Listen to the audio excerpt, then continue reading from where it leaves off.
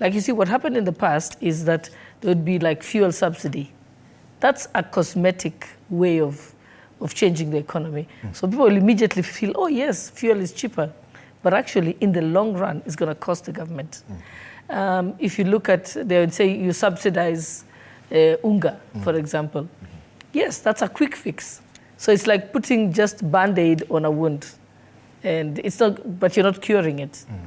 Yes, so I think I think the decisions that have been made by President Ruto are very, very specific. They are painful, but in the long run, the economy will change. So when you ask me why I rate it at 90%, it's because I know that we are on the path to economic transformation of this It's interesting you bring up the issue of economic transformation, looking at the fuel prices. When the previous administration was leaving office, at the time the fuel prices were at August 2022, September, 159 shillings for super petrol. Right now, it's when we crossed over to 193 shillings and 84 cents. Yes. What is the vision of the government? Is it to go back to pre-September 2022 or to even take them further downwards? I think you must realize that our highest, I mean, Kenya, what do we spend on imports? We have to think about it. Yeah. So the highest import we have is petroleum, followed by edible oil, funny enough. So you must realize that that tells you that we are expending our forex, our foreign exchange, foreign exchange yes. in those imports. So it's nothing to do with bringing the price down. We have to make sure that the shilling is able to become stronger. And how do you make the shilling get stronger? The shilling can only be stronger if we reduce our imports. And that's why you hear the president saying that our second largest import after petroleum is edible oil. So what do we need to do? We need to be able to produce edible oil here in Kenya. We can grow sunflower. We can produce corn oil. We can produce sesame seed. We can produce palm oil. We can do avocado oil. So it's about making sure that we are able to do that production in the country, in order to be able to reduce our imports. And when we reduce what we import into the country and increase our exports, then immediately the Kenya shilling will become stronger. And therefore, at that time, it won't matter, even if petrol is 400 shillings. It's whether our shilling is stronger. And right now, we can see the dollar is rating at 130 shillings. Yes. 130 shillings to the dollar. What is the projection so far? Are we starting, will Kenyans start to feel really the impact of this in terms of money in their pockets as well? Yes. The affordability of products. Yes. I think and that's what I'm saying, in order to improve the state of the economy, you don't improve the state of the economy by going on the streets or complaining about it. It's actually certain fiscal prudence and measures that have to be taken. For example, we were borrowing very heavily from the local markets, which means we are doing too much domestic borrowing as a country. But if you're able to borrow from the international financial institutions, what it does is that their interest rate is lower, and then the repayment period is also longer, which means we're not spending too much money in paying our debts, which means we will have enough money for development. So it's actually a science that you have to do. But wouldn't then the local borrowing, then means the rates for banks are still high. Are we looking at a point where then, because entrepreneurs... Yes, that's why government is moving away from borrowing domestically. Because when you borrow domestic, it means you're taking away the money that could have been borrowed by the small, medium enterprises. And it's being borrowed by government. So government should not borrow locally. They should try and borrow from international financial institutions so that they can be able to allow the local market, local enterprise to be able to borrow from the banks. And that way, when government is borrowing, then interest rates go high. One of the most recent scenarios we're dealing with rocking this government is the doctors' strike. It has entered a day 34. First of all, your opinion about that? I think the president has stated it very well. He says we value our doctors. We recognize the service that they provide for this country. The Kenya Council government has been committed to the whole concept of health, and that's why we are now setting up the Social Health Insurance Fund. We want to be able to make sure that every Kenyan is able to access medical services, whether you have money or not, whether you have a job or not. So that's where we're going to. That tells you the seriousness with which health is to this particular government. And unfortunately, we are in a tight spot because, it's like your children telling you that I want to have ice cream every day, and you can't afford it. The reality is, if you can't afford it, you've got to have the hard conversation and say we're not able to afford it. But I think what is happening at the moment is we have to ask also, and that's why I appeal to doctors. And I mean, I've spoken to many of them. I understand the challenge that they're facing. But we also have to say that if we say that we must pay intern doctors 206,000 shillings a month, 206,000 a month. 207, yeah. Yes, that amount per month. The question is, we'll end up taking less interns.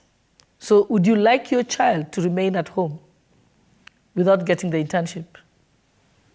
But it is normal for, you see, when you introduce, or rather reduce salaries, of course it's not even acceptable in the labor laws as well. Yes, Don't you think that the government is really erring on that? We're not reducing salaries, actually. Internship is only for 1 year. Okay. It's an internship. It is a compulsory service you must have before you now become a fully fledged doctor. So the ones who are already earning 206,000, it's not being reduced. It's for the new ones, the incoming ones. That's what that's why I say the media sometimes, you misreport. Nobody's salary has been reduced. Okay, for someone who was already targeting to come into the job market, it's like, you see, for you as Member of Parliament, if the salary is X amount, wouldn't it, even as a person as well, let's even look at the doctors as well, the next batch of MPs, no salary has ever been reduced downwards. Yes, but I mean, and this is it's a different concept. Okay. I think there's a fixed salary for every group of people. Okay. And it's like similarly lawyers, yeah? In my law firm, every time I take in pupils, I give a new stipend for the pupillage, yes. You serve pupillage for 2 years, you go to law school for 4 years, and you have to do pupillage for 2 years. Okay. So every time you take a new group, someone can't come to my office and say, oh, because you paid the previous person this amount, then you must pay me this amount. It's a new contract. It's a different, it's a different person. So I think and you see you heard what the president said. The president says you serve the 1 year at that amount, but afterwards, when you finish, we will hire you. Won't that be changing then the terms of the CBA? Yes. But isn't that unlawful? There's the terms of the CBA. I think they currently have and that's what I'm saying, it's a difficult conversation to have. Okay. And it is something that the doctors should look into. I think doctors are highly rated. They're highly valued by any government. Yeah. And what the doctors should be looking at is in the long term. They should be patriotic. What's going to happen? If I was talking to the doctors, I would tell them, you know what? This country is going to transform. It is a painful time now, we don't have money.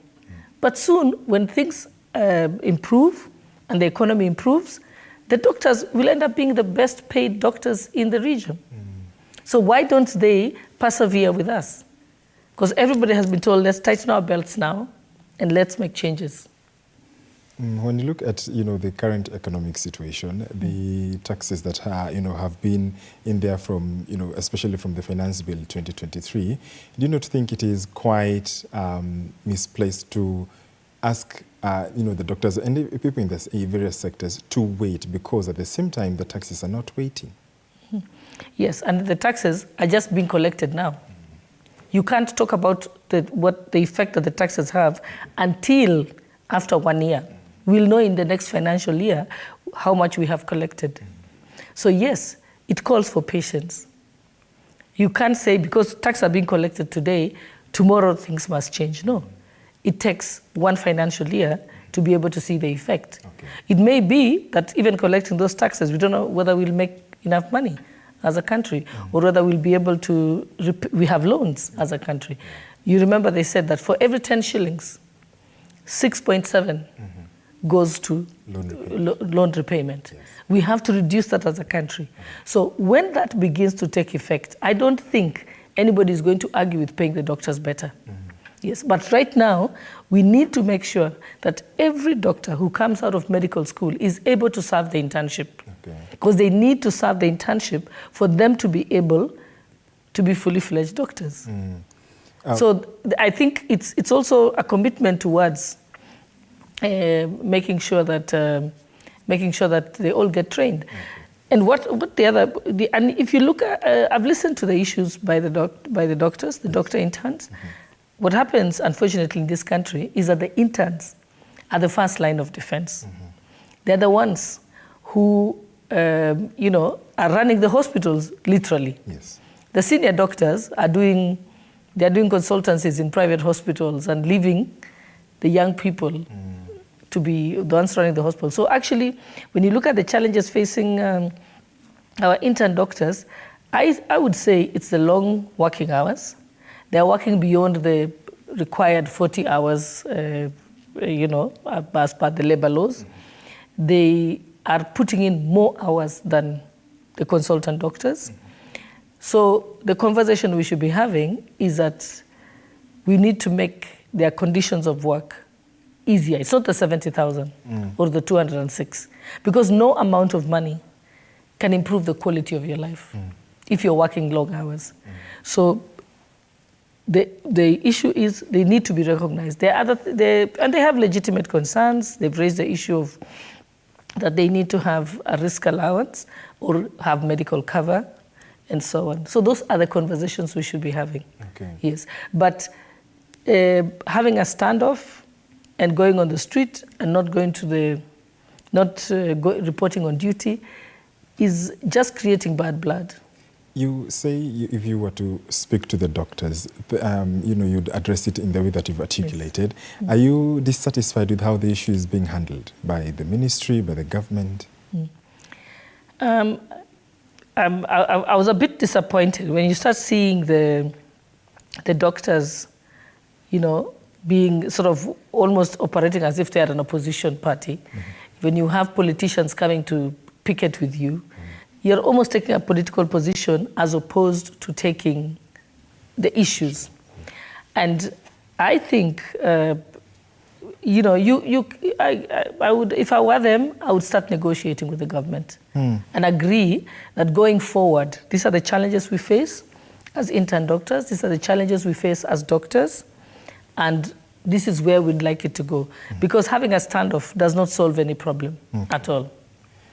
Do you think then because they have right to picket, but then the IG, Japhet Kome, came ahead to say that he has banned the strike by the doctors. First of all, is that legal? We've seen a lot of this happening in Mheshimiwa, where the strikes are banned by the security agencies. First of all, why does that seem to be a trend emerging, especially in the Kenya Kwanza government, whenever there are protests which are guaranteed in the Constitution? No, I think everybody, the Constitution gives everyone the right to be able to picket, and they have every right to be able to picket. But if it is beginning to cause an insecurity concern, then the IG will have to take action. Where do you think there has been? But I don't know. I haven't seen any security incident, except the other day in Parliament, the doctors were picketing outside Parliament, and we were starting a session at 2:30, and we know we need a quorum to be able to start the session, and so many members of Parliament couldn't get into Parliament because the doctors had blocked the entrance into Parliament. And I was trying to explain, somebody go and tell them that that afternoon session, one of the petitions that was being presented before Parliament was the doctor's petition by Honorable Pukose, who's the chairperson of the health committee. So we're saying, you're not helping yourselves. You guys, allow the people to come into parliament because they need your petition is being presented. And the petition is now before the health committee. Okay. And I would urge the doctors to appear before the health committee and raise their issues. Because perhaps they were trying to get the attention of the legislators, because it seems with this stalemate entering day 35 tomorrow, do you think that, is there an end in sight in your view? I think there'll be an end in sight. We've had this kind of protest before. It has happened with the teachers. Okay. It has happened with the nurses. But I think you can't say, I want to have all this or nothing. So what I would appeal to the doctors is take one thing that you can be given, go back to work. You can always come back and negotiate for the second point and the third point and the fourth point. Okay. But you can't say, we want everything. Yes. Some, medical services, of course, are devolved. Do you think that the county governments are doing enough to, supplement and handle their part? I think the challenge that has existed actually among the doctors, which is one of the issues that when I spoke to them, they said to me that you also find that because health is devolved, and each county has a public service board that hires them. So you find that in one county, if you're a doctor of so many years experience, at this level, you get this amount of money. But if you go to another county, it's different. So in fact, that's why the doctors kept saying they want to have like a health workers commission, like the teacher service commission, because there is inequality. In some counties, the doctors, earn a different amount, have different terms and conditions. Some have health cover, some don't, depending. It varies from county to county, and therefore, I would say that they need to engage with the Senate to ensure that, because the Senate is on that oversight counties, to try and create some uniformity, because I think that's also part of what they are unhappy about. Yes. So, in part of the plan in the Kenya Kwanza Manifesto, it was, of course, enumerated that, this lucrative industry that is the health profession would be able to be attractive enough. But do you think that, in the way that things are going, you will be able to stick still to the plan? Yes, I think we'll still be able to stick to this plan. But also, let's compare. Why do you think a lot of Indian doctors are here in Kenya? Because Kenya is still, the doctors are still very well paid compared to places like India. That's why they come here. Yeah, you look at a lot of the private hospitals, they bring in doctors from India. Why? They're cheaper than Kenyan doctors. Okay. So, and I think what the doctors should be doing is to ensure that they safeguard. They safeguard the profession. They ensure that they are able to be guaranteed employment. And like I said, what we should be asking ourselves is that currently they need to do the internship. Before, in a few years ago, we used to have like 300 doctors every year. Now we have 1,500 being produced every year. But they need to serve the internship. Okay. So we need, and the government is saying, for us to absorb all of them to go through the internship, this is how much you can pay. Yes. Oh. And if the doctors insist that they need, let's say 200,000 for the internship, then it means the half of them will be taken, and the other half will be left at home. Okay. And I don't think any doctor would like to be left at home, because they need to serve that in order to become, to enter the profession. Enter the profession. Yeah. So I think it's a give and take, and there need to be conversations about it.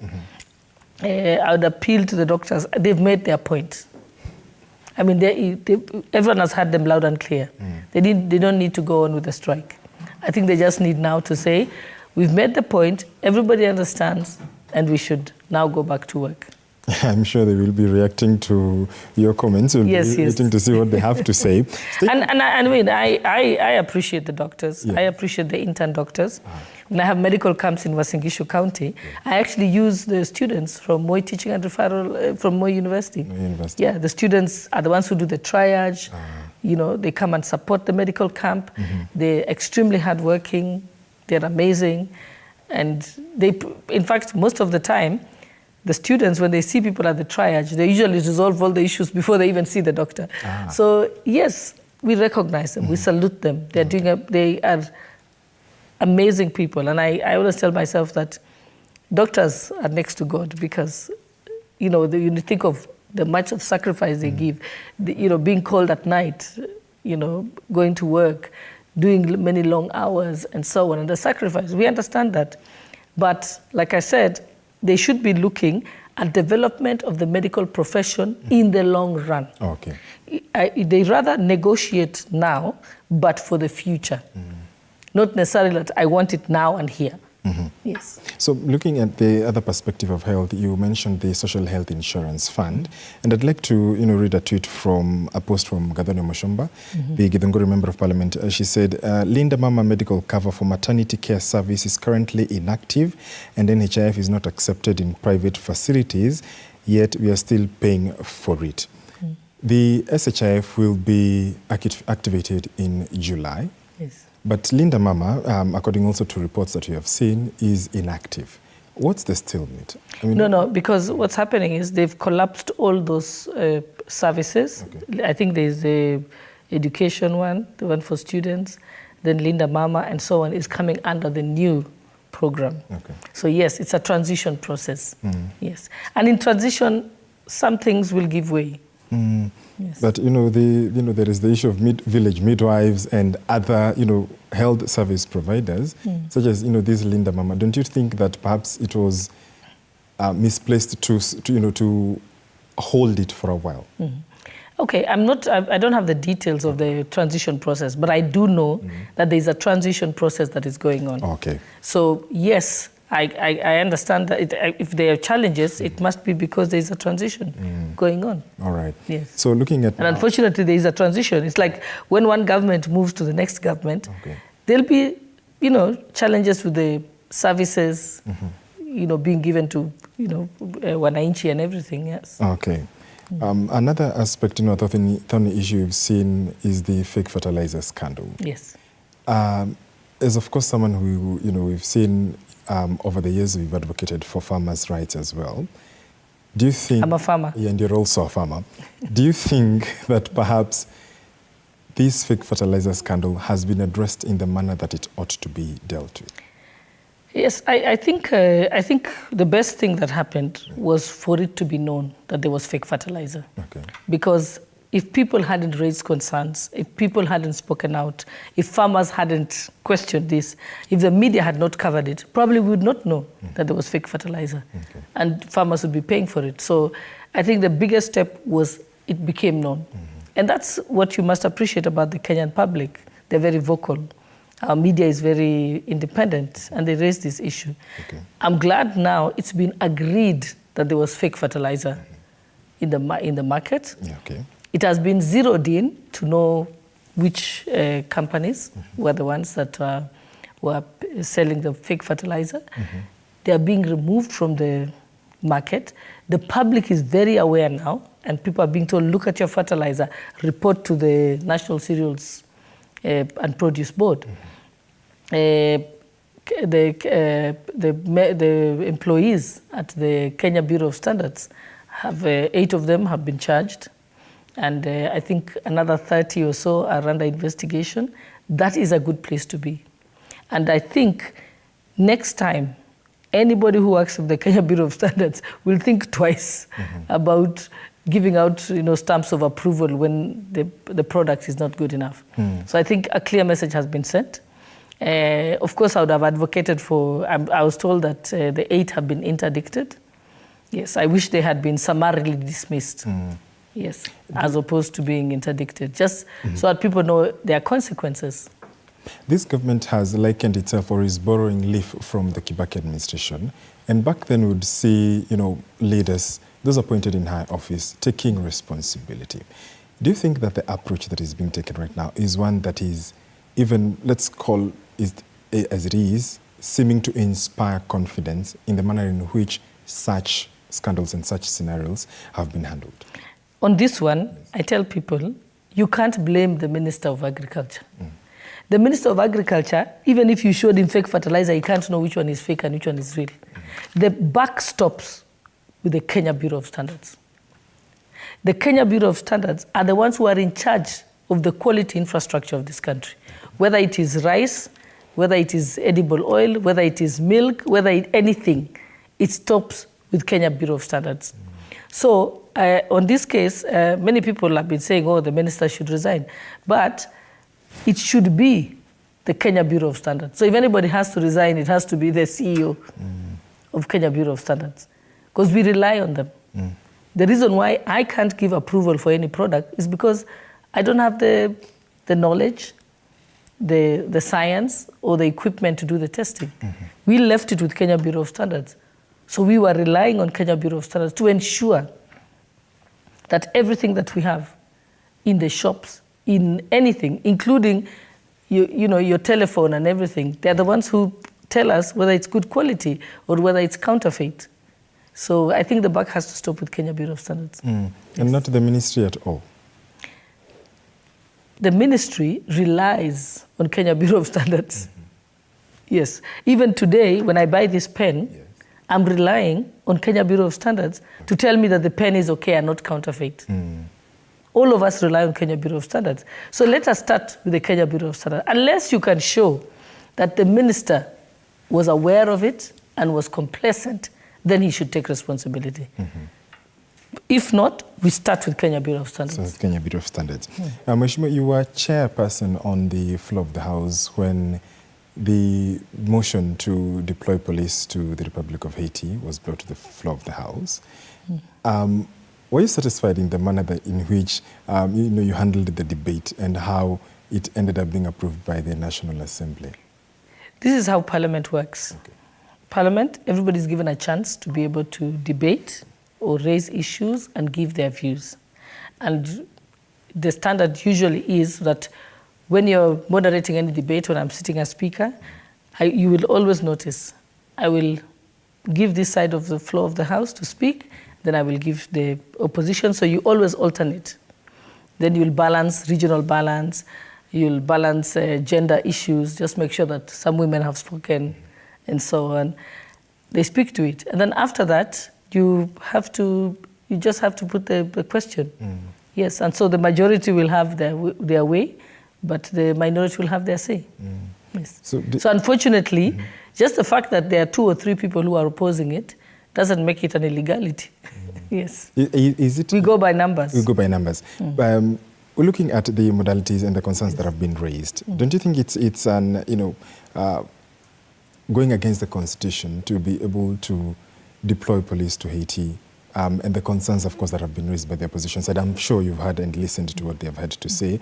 Looking at it pragmatically, did the government err in deploying police to Haiti?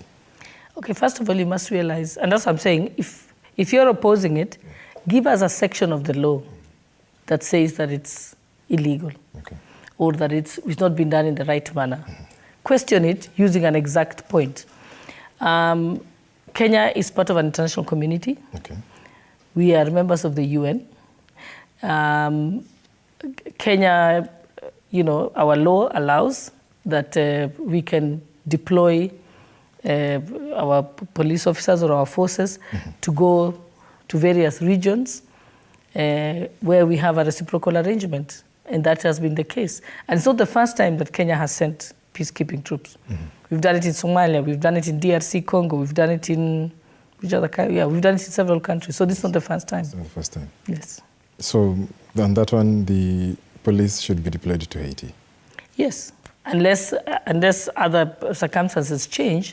But at the time it was brought before the House, the House basically looked at all the legislation that's available and approved it.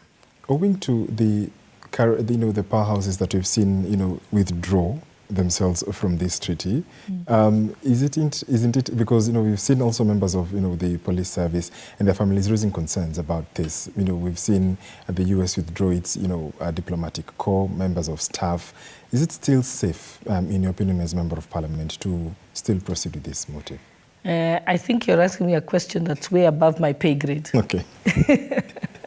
So, you see, I don't sit in the executive. All right. Okay, and I'm sure the decision makers in the executive probably have more information than I have. Okay. They are getting intelligence reports.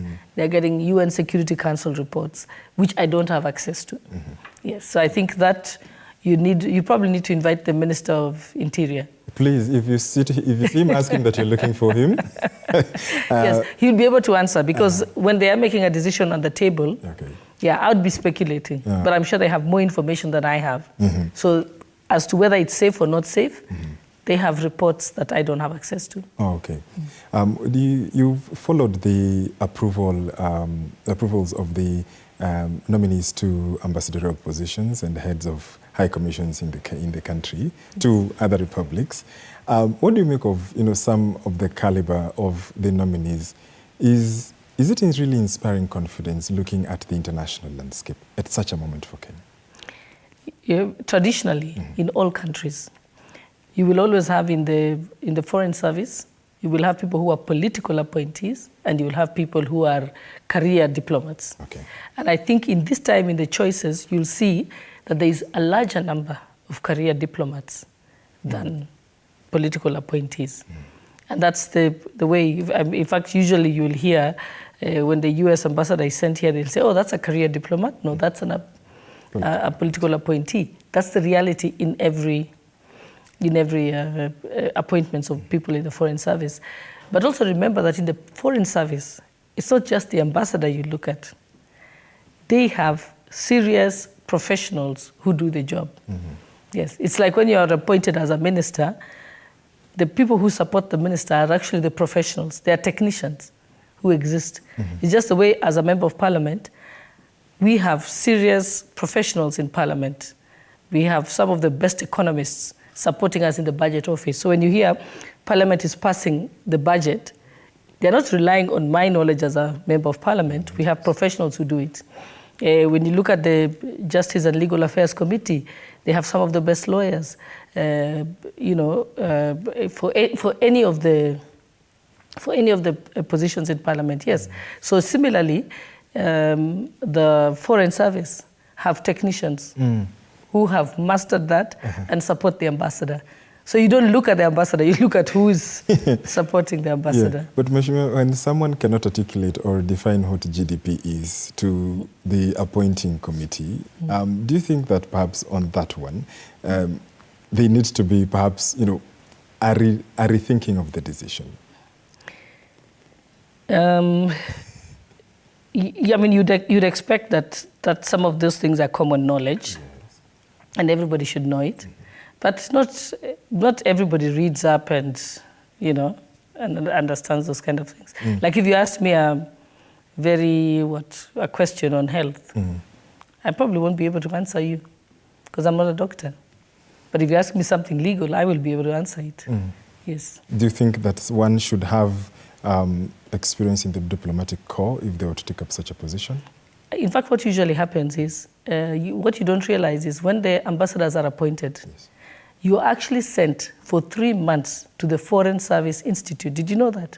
Yes, I did. And the School of Government, yes. KSG. So actually, after that, they don't, in fact, the ones that were appointed before have just reported to their stations because they had to go through the training. So they do go through the training to prepare them.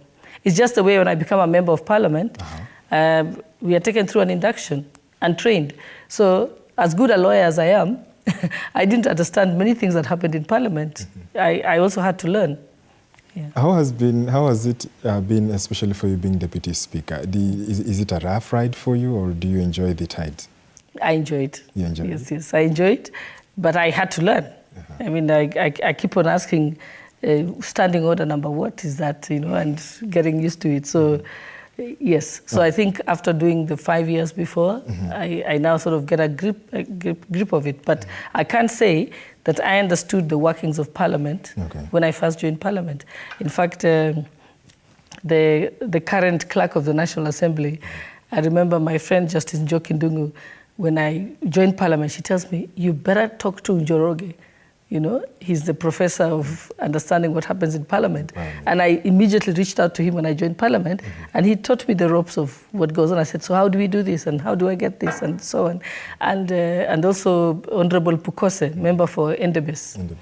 I call him Mwalimu, because I would ask him, so under what standing order can I raise this? And then he'd tell me, So, yeah, so every job you learn.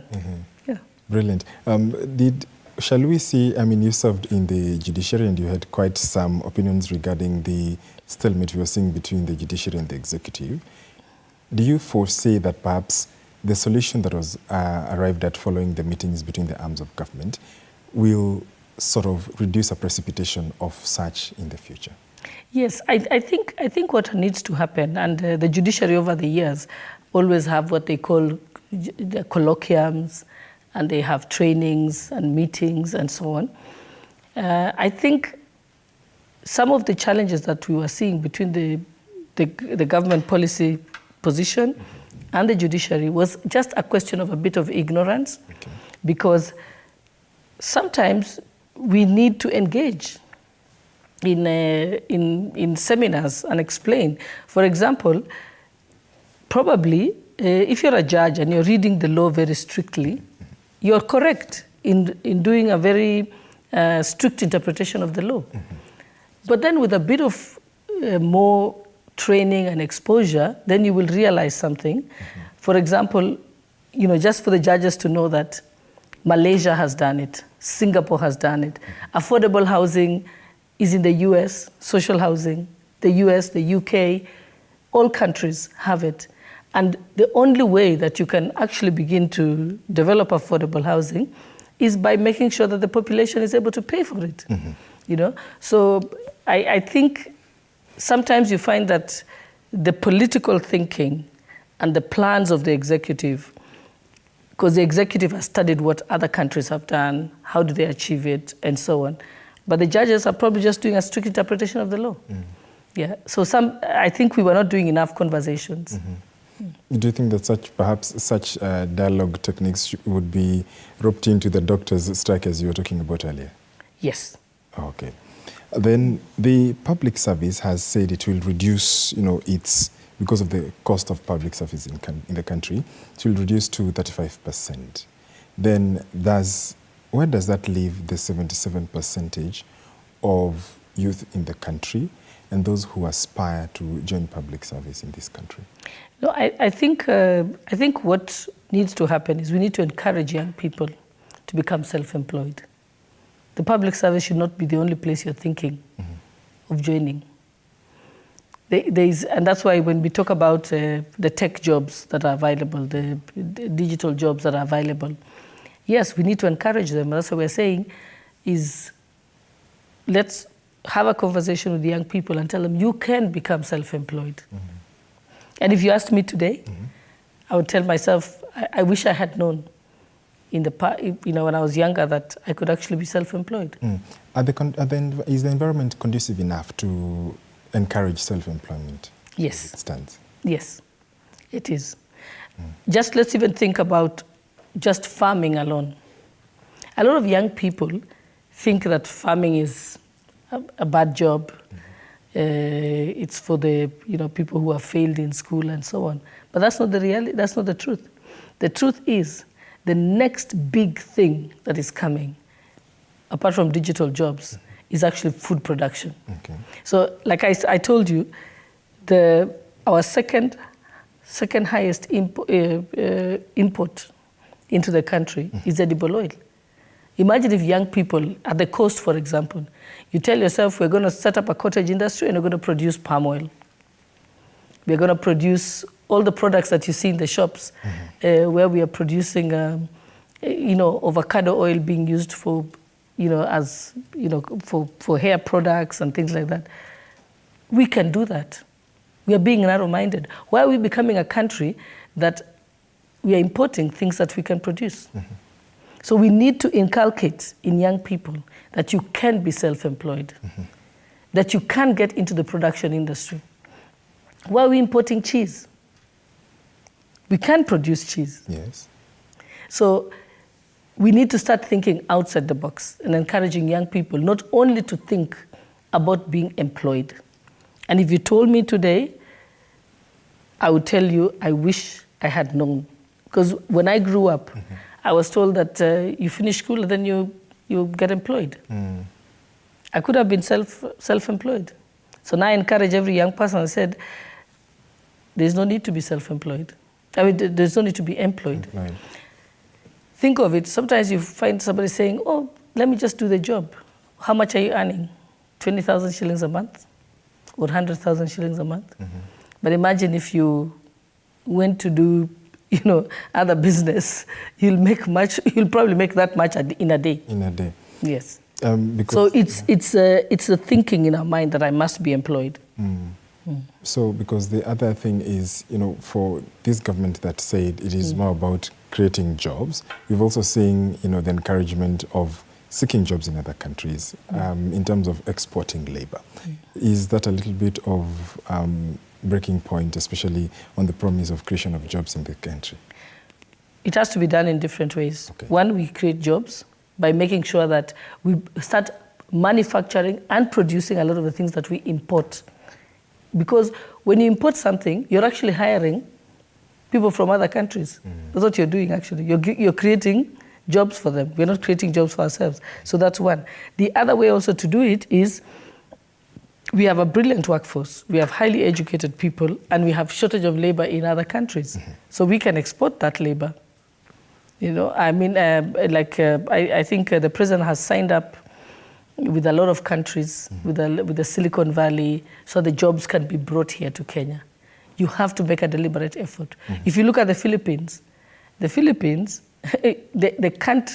government actually has a methodology for ensuring that their people are hired in other countries. That's why you go, there's Filipinos all over the place who are being hired by other countries. The good thing about that, the money comes back to Kenya, yes.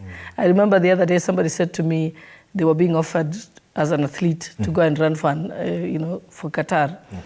And they told me, what do you think? I said, that's good. Go run for Qatar, because in Kenya, you probably won't make the Olympic team because there's too many of you. But if you go and run for Qatar, what we know is that person, all the money will come back into the country. How much are they? They'll buy property in the country, they will take care of their families, they will pay school fees.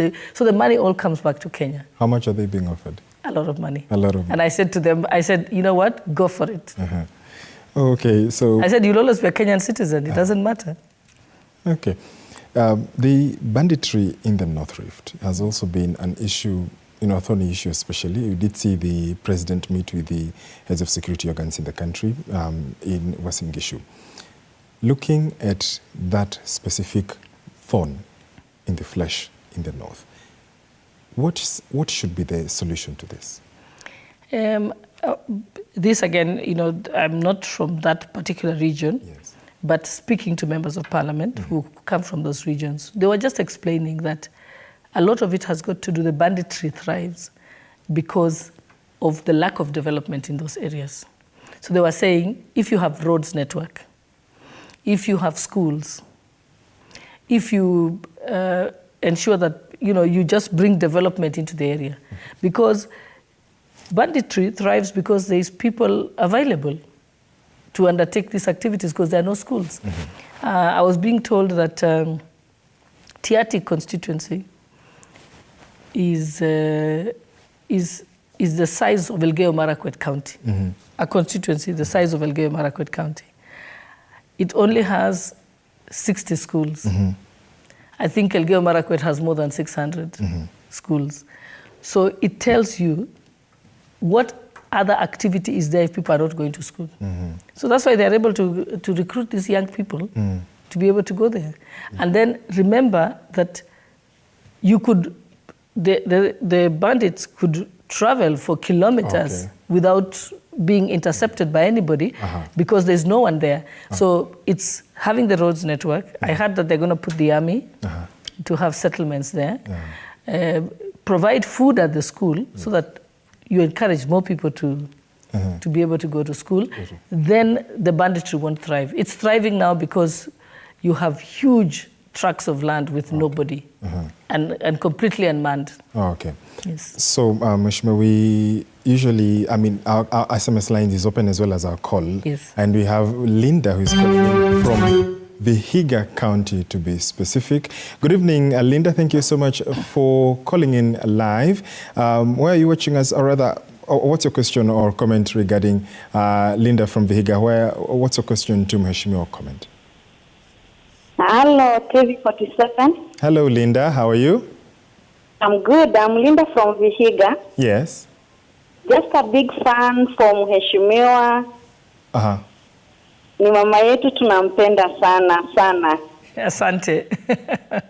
Upande wa employment, amesema watu tukue self-employed. Yes.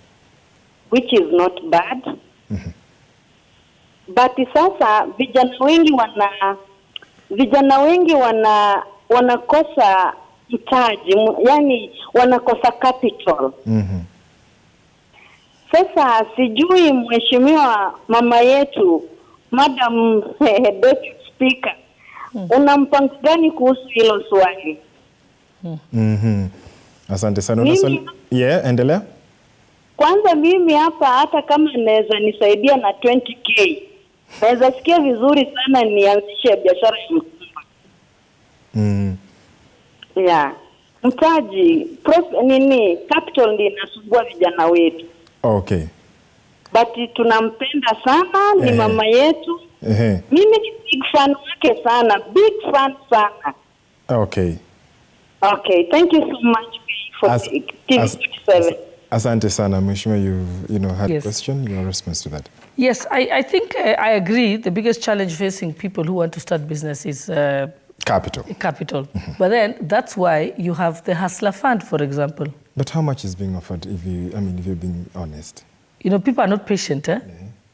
I was even telling my son, I said, you borrow 500 shillings, you pay it back the next day, borrow another 2. What happens is you graduate.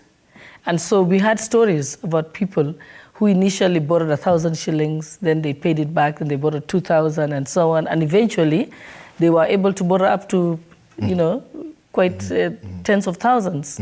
Yes. So I think that's why that is available. And it's because it was recognized that there are many people who want to go into business.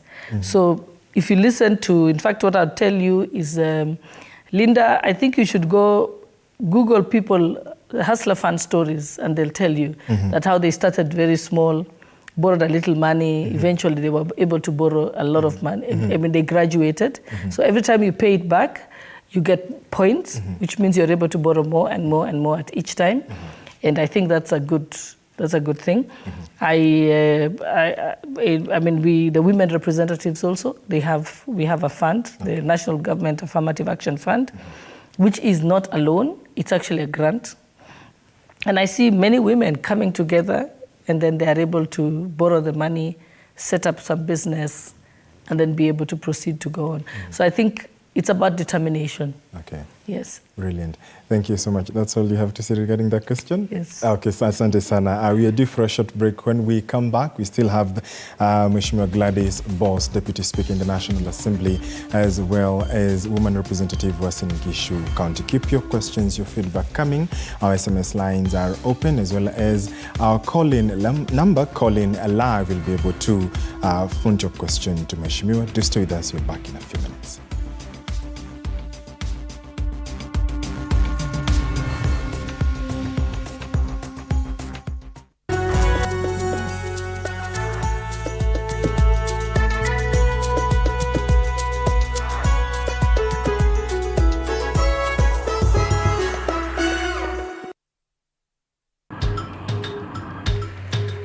Na safari hii katika Mfahamu Kiongozi tutakuletea viongozi aina mbalimbali. Nikuwe na Nisani kama 10 na pia nikuwe menua minibus. Minibus niko niwa. Kushinda unaangalia simu ya mzee. Soma Biblia ama ingia kwa washroom ujisugue. Mpaka nimetoa hivi. I don't know whether any of my children would want to get into the political field. Sijajua bado. Kila Alhamisi saa 1:30 kuendelea.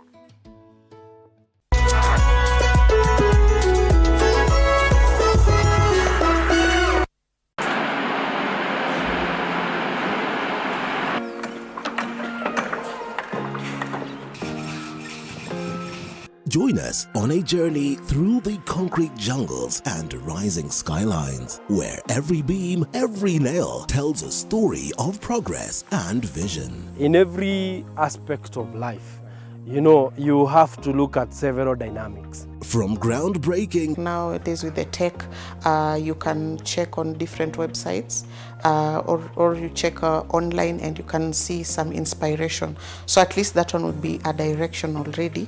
I'll know like what kind of style you're going for.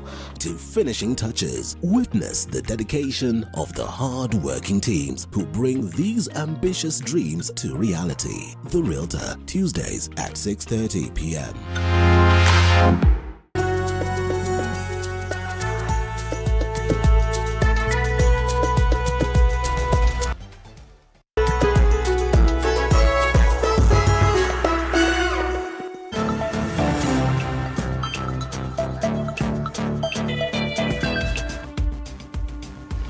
Welcome back and thank you for staying with us. You're watching The Daily Report with me, George Marenga, and in studio is our guest tonight, the Honorable Gladys Boss, Deputy Speaker in the National Assembly, as well as Uasin Gishu Woman Representative. Mheshimiwa, back to the question of employment, especially in this country. The brain drain is something that perhaps seems to be now being advocated by the Kenya Kwanza government, but it is in total contrast to the Kenya Kwanza manifesto. And you pledged, the Kenya Kwanza manifesto pledged to give Kenyans quality jobs at home. Whereas, fine, we're dealing with the population, and you've said there are different approaches to it. But how many of our Kenyan youth or workers or employment workforce shall we transport or offer outside? I think if there's opportunities abroad, I think people should take it. And that's why when the government says that we pledge to create employment, it does not mean that they will hire the people themselves, you know, and that the government will hire them. It also means to create opportunities. That's why you saw the agreements that the president has signed with, you know, certain European countries, with the US, opening the special economic zones, the EPZs, and so on. So those are ways of creating employment. So creating employment doesn't mean I hire you. It's giving you opportunities that you can be able to work there. That's why you see the labor agreements that have been done with various countries. Yeah. Okay. Then the legislative plans of the Kenya Kwanza government in the year 2024, what are we looking at in terms of bills that will be sponsored to be able to achieve the plan as we would look at it in general? Yes, I think the biggest ones were the health, yes, the health bills, yeah, the facilities fund, yes, the social health insurance fund that has gone through. There's a lot of regulations also that have to be made, because once you have the law, an act of parliament, you have to have regulations that go with it. So a lot of that will be going in. I think there's going to be a lot of regulations relating to climate action, yes, also, because that's something that is quite big. There's going to be laws like you saw the changes in the law with the education, yeah, the universities and the TVETs, the technical vocational colleges, because that's where the government is focusing on. So a lot of it has to do, because we said if we have to industrialize as a country, then we have to actually be able to have more people going into technical training colleges as opposed to just going to university and studying anthropology, because that doesn't create employment and that doesn't industrialize our country. Yes. Are we going to see perhaps a bill coming forward to address the femicides issue in the country? I think we have sufficient laws dealing with because femicide is actually a criminal offense. Okay. I think what needs to happen is the sensitization that the public need to be given, because we've got to train our girls also to protect themselves and not to put themselves in a certain situation now that we know that there are people out there who, because they can take advantage of them and kill them. I recently was in a meeting with members of parliament, the group of civil society, where they were now talking about what they call sextortion, you know, so where people, and it's apparently it's very big in the water industry, when people have to go to line up from 4 a.m. to buy water. I'm told that sometimes, or like they have to basically sex for water. You have fishing, sex for fish, sex for grades. So we realized that there was actually a lacuna in our laws, because it's not exactly sexual harassment, so it doesn't fit into the Sexual Offences Act.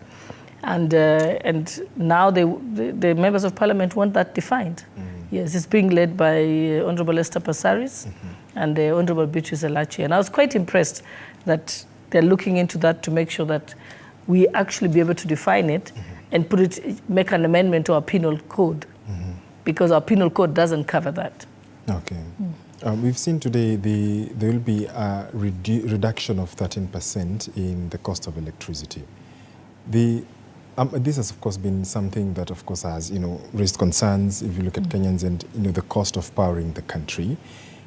Are we looking at a place where then Kenyans will say, okay, fine, whereas there is solar energy that is an alternative, a huge number still relies on electricity, hydroelectricity, provided for, of course, coming through the government as well. This 13% reduction, is it going to be sustainable in your view? I think, first of all, Kenya must be commended. Okay. Nowhere in the world do you find a country that 92% of our energy is from renewable resources. That's wind, solar, and hydro. Okay. Currently, the government is no longer licensing fuel-powered production of electricity. We are going totally green. Yes. The cost of electricity also has to deal with, because remember, they sell electricity, we sell electricity. Electricity is sold. So when you have a bigger uptake of electricity, then the price can come down because you have more customers. Because sometimes evacuating power to a certain place where there's only 3 people who are actually connected, who are buying the electricity, it's not worth it. So I think it's making sure that we have more people using power. What we still think that something that can be encouraged is use of solar. Unfortunately, the cost of installing solar is quite high. So unless that is subsidized, many people still find it very difficult. I know I recently wanted to go into solar completely at the farm, but the cost was quite high. So you think to yourself, okay, do I have all that money up front to do it? In the long run, it will pay back, but the cost is quite high. So I think if there can be more initiatives, maybe soft loans for people to install solar, or make it much cheaper, maybe through reduction of duty on the products. It might become easier for people, and also just encouraging people through a cooperative to be able to produce, to be able to use solar. I think solar would be the way to go, but just the installation cost is quite high. It's quite high. So that's something that I would still plead that it be reduced when more people use solar. In terms of adherence to the rule of law in the country, do you think we, as a country, even looking at the organs in the national government, is there adherence to the rule of law in your view? I think I must say that I think this current government made a pledge and said they will obey all court orders, even the ones they disagree with, and I think that has been a big step going forward. Okay. I still think, but challenges generally of enforcement of laws is still a problem. I mean, people are complaining about the number of road accidents that we have, that is happening in the country. All of it has got to do with enforcement. So you can adhere, people can't, to adhere to the rule of law, you need enforcement to be quite tough. And you've seen. So in fact, when people are asking, I said, the people you should blame is the police. The traffic police exist to do enforcement, but instead they've become tax collectors. Tax collectors. Yeah. And we've seen complaints about it. The bid of former Prime Minister Raila Odinga to the AUC chairman position, The Kenya Kwanza government seems very upbeat about it. What's the conversation going on, especially in your camp, in the Kenya Kwanza camp? Okay, that again is, he presented himself. He's applying for the position. But I think to ask me what are the conversations going on, I think I'm not part of that conversation. Yes. But in your view as a legislator? I think it's good for him. Yeah, Raila Odinga has earned his place in history. If you look at the Bill of Rights that's in the Constitution, he fought for it. Okay. When you look at, he's been in the political landscape for as long as I can remember. So if that's the next step that he wants to do, I think it's good for him. And as a country, we don't even care about the personality. We just want to know that if the seat comes to Kenya. Yes. Do you think that perhaps it will be a successful bid? Because we are seeing other countries, of course, presenting their possible candidates. How committed is the Kenya Kwanza government in pushing for the victory of Raila Odinga? I think I've seen that there has been a lot of effort. The president has reached out to various countries and secured their support. But for this kind of job, there's a lot of also diplomatic machinations that happen behind the scenes. So you find that some country will tell a country, I'll support you, your candidate, but you'll support us for another position. So there's always some horse trading that goes on. I remember I was part of the time when Amina Mohammed, former cabinet secretary, went for the same job. And I remember we even celebrated the day before. And then the next day she lost the bid. So she had won at every stage. But the voting happens at various steps. So at the end, she did lose after we'd had a party at Lord Herald. So a lot happens behind the scenes. Yes. So it's not over until it's over. Yes. But we wish him the best. Because it's good for us to get the seat to come to Kenya. As I'm saying, you think of it as a country. You don't think about the personality. The seat is coming to Kenya. That's the big news. That's the big news. What is the place then of the opposition in the country and in the place of democracy in Kenya? Do you think that the opposition as it stands right now has been quelled in some way, or is it still as strong? I think the opposition sort of lost the plot at the beginning when they were going onto the streets and demonstrating. Instead of demonstrating, you can take an issue with something in Parliament instead of going to the street. That doesn't solve anything. And I think what has been agreed now is that we need to create a strong opposition. And that's why you saw that one of the amendments that has been proposed under the National Dialogue report is to have an office of the leader of opposition. Because that way, with a strong opposition, you actually improve the democracy of the country. So that the leader of opposition is able to have troops that can completely take on government or question government, and they should be able to have shadow cabinet ministers. If you see the way when a serious opposition exists, then you'll find that as opposed to going on the street and doing maandamano and so on, they would then, and if they don't agree with the finance bill, for example, then they will have an alternative finance bill. But what has been happening is they've been objecting without giving an alternative. If you don't agree with the Affordable Housing Act, then give us an alternative law that you think, or give us an alternative of how we'll raise money for affordable housing.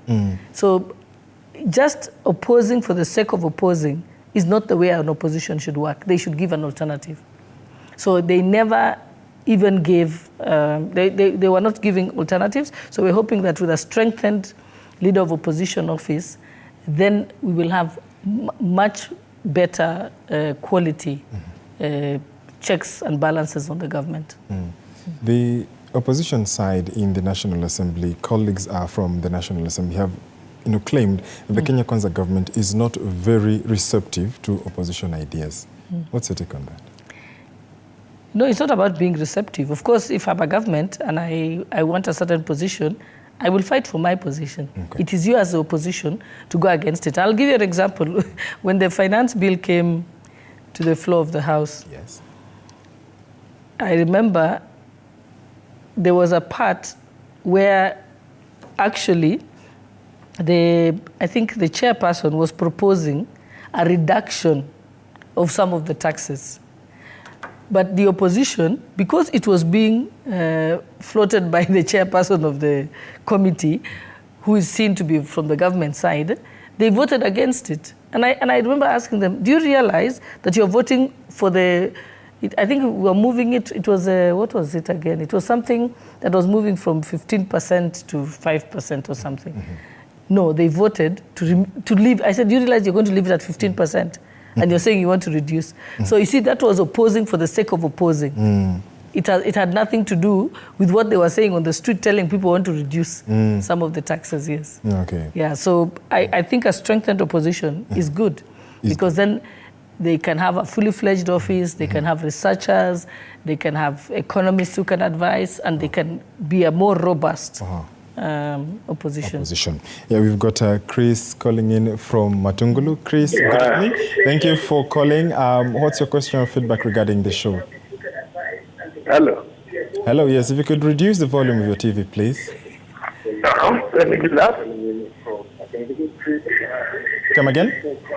He's reducing the... reduce the volume. Hello. Hello, yes. My question is, since Mheshimiwa is there, yes, can we have a better way of curbing these alcoholic finance and the accidents? Can we come up with a proposal, since our youth are dying in accidents, our youth are dying in everything, can we come with a proposal that we put at 18, they're not mature? Thank you, Chris. They come up at the age of 21. 18 years, they're not mature. Come again? At 18 years, they're not mature. Can you come up with a proposal that give them, they can gain entrance to a bar with 21 years of age? 21 years, okay. All right. They give provided driving license at the age of 21 years. Like in the US. Yes. Admission in clubs, let it be 18 or about 20. Asante sana. That's on their country. Yes. Yes. Because since you are a woman representative, and you really feel like for women. Asante. Thank you so much, Chris, for your question. Thank you, Chris. I think you read my mind, because I actually have a petition coming to Parliament next week. Okay.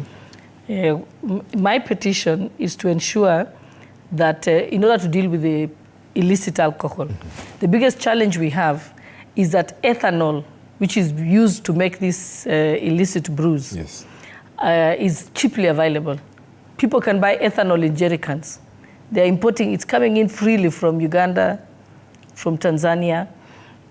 And so my plea is to say that ethanol transportation and handling should be done as it's a flammable liquid, which means we should transport it the way we transport petrol in a tanker. You can't be allowed to be carrying petrol in small jerry cans and so on. So that's one way of dealing with it. And if you look at the Muthuto laws, they passed the law on, they passed all the laws that Muthuto proposed at that time, but the only one they didn't pass was the issue of quality. Yes, that's why people are able to do small productions at home, and that needs to be done. So you should not make it easy for people to be able to make the alcohol at home. You find that, and I hear about it in Uasin County, that somebody just, as long as they can buy some ethanol in a jerry can, they are producing it behind their house. There's no Bureau of Standards.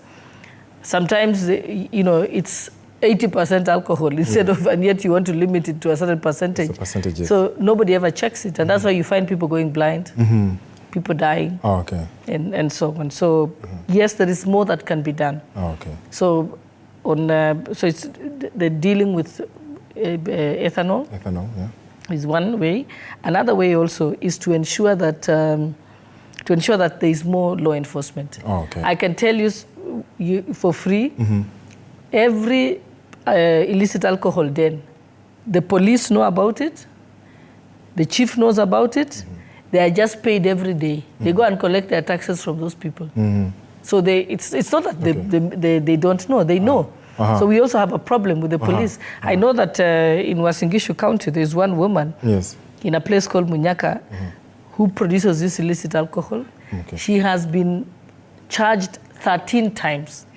And each time she pays 10,000 shillings in fines and goes back to business. The police know. Hold on to that thought. We have Davis calling in from Maringo. Hello, Davis. Can you hear me? Good evening. Yes, of course. Can you hear me? Yeah, proceed to ask your question to Mheshimiwa tonight. Okay, I want to first of all send greetings to Gladys Boss and ask him to first of all congratulate our president for what he's doing. And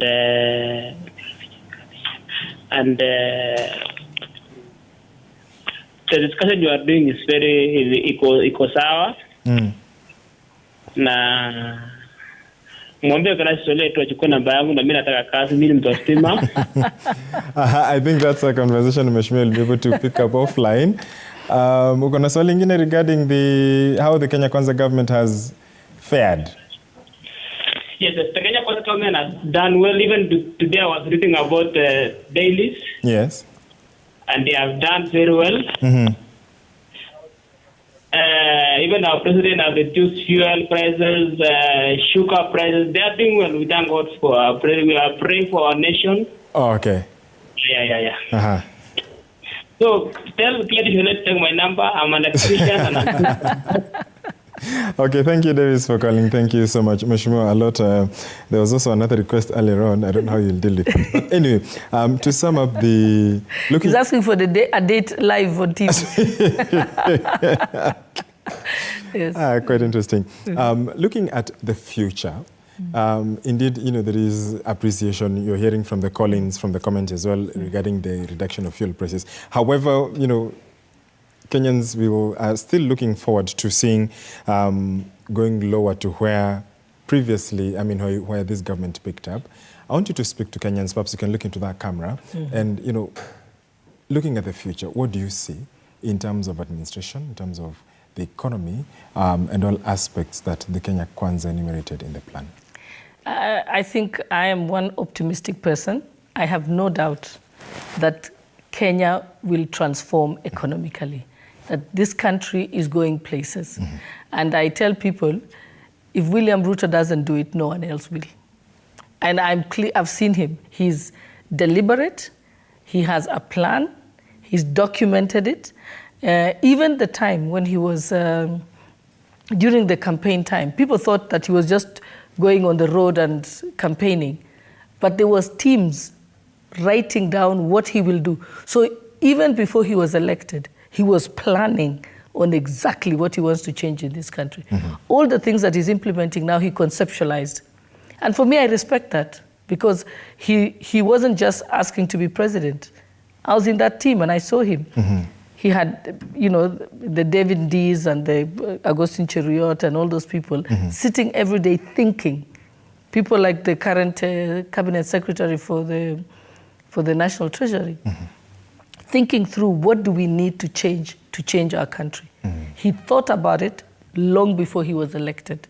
He was clear and he was on a mission to be able to change this country. So I know that provided he continues to tick the boxes on the plans that he has, this country is going to change. I have no doubt about that. Yes. Okay, brilliant. Thank you so much. What shall we be seeing from you in 2027? What plans do you have? And don't say it's too early. No, I always tell people, when I'm at a certain job, I do it and do my very best. Okay. Then the other things will reveal themselves. Will reveal themselves. Yes, yes. Okay, brilliant. So when people tell me, people say, I want to be this. I said, no. Perform to the point that it will be obvious you'll get to the next stage. Okay. So that's what I'm doing now, serving the people of Wasingishu County, working as hard as I can, also as Speaker of the Deputy Speaker of the National Assembly. I'm putting in my best foot forward, and it will be automatic what I will need to do the next. Brilliant. And we shall be looking forward to having you on the show once again to be able to check on the progress so far of the plan. That has been Honorable Gladys Boss, the Deputy Speaker in the National Assembly, as well as Wasingishu Woman Representative. We thank you for your feedback, for your call-ins as well. My name is George Maringa. The conversation continues online. As always, stay safe and be kind to one another. I'll see you tomorrow on the People's Court. Bye-bye. Thank